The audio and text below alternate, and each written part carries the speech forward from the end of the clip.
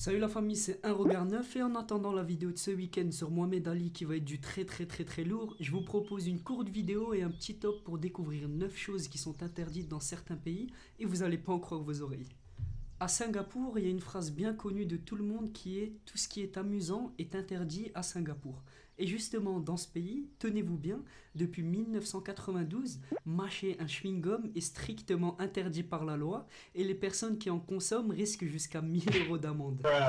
Pourquoi? Car le gouvernement souhaite se démarquer en termes de propreté et ça a marché. Singapour possède des lois très strictes et dépasse les pays développés dans ce domaine. Mais le truc de fou, c'est qu'en 2005, un prisonnier condamné à mort avait eu comme dernier souhait un simple chewing-gum. Et on lui a refusé car on estimait que c'était trop grossier, même dans le couloir de la mort.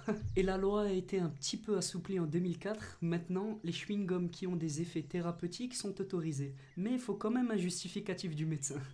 Évidemment, en tant que Français, les Chinois nous ont toujours surpris dans leurs traditions, coutumes et leur façon de faire. Mais je pense que cette loi vous surprendra encore plus.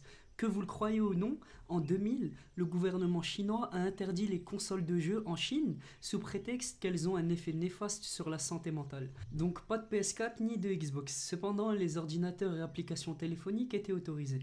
Et cette interdiction a seulement été levée en 2014 pour le grand bonheur des nombreux adeptes de jeux vidéo. Cette fois-ci, on est chez nous. En France, est-ce que vous saviez qu'il était formellement interdit d'appeler son cochon Napoléon? C'est une vieille loi d'environ 3 siècles et qui n'a pas été supprimée. Et elle a été faite pour empêcher les petits joueurs de l'époque de se moquer de l'empereur. Parce qu'à l'époque, vous comprenez, quelqu'un qui insulte l'empereur, c'était pas imaginable, surtout Napoléon. On a déjà tous entendu les conditions de vie des Coréens du Nord qui malheureusement vivent sous la menace et la pression. Et parmi toutes leurs interdictions, la Corée interdit aussi le jean bleu. Oui, que le bleu, pas le noir, ni le brun. Apparemment, la couleur est associée avec les États-Unis et vous connaissez les relations entre les deux pays. Alors la Corée du Nord les a interdits. Avouez, on avait tous ce jouet quand on était petit. Furby, qui était le jeu préféré de plein de Français, aux États-Unis, il est interdit depuis 1999. La raison, c'est que ces jouets cacheraient des caméras qui enregistrent les informations.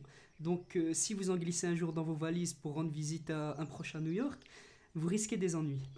Et si vous l'avez encore à la maison, souriez, vous êtes filmé. Cette fois-ci, on fait un bond dans le temps. En Roumanie, dans les années 80, le Scrabble a été interdit par le président Nicolae Ceausescu. En fait, lui, il avait un argument de malade. Pour lui, le jeu était trop intellectuel.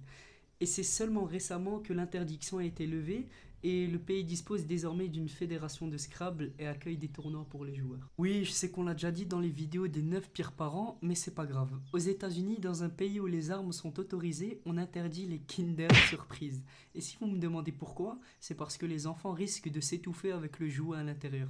Mais bon, quand on sait que par an, il y a 30 000 personnes qui meurent à cause des armes aux États-Unis, je pense qu'il faut revoir l'essence des priorités.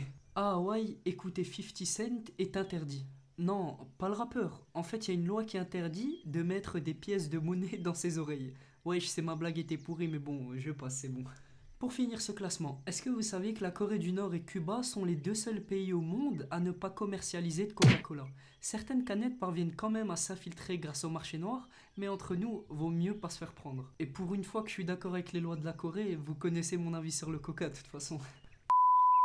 Voilà les amis, c'est déjà la fin de la vidéo. J'espère qu'elle t'a plu et à très vite pour du très lourd sur ma chaîne YouTube.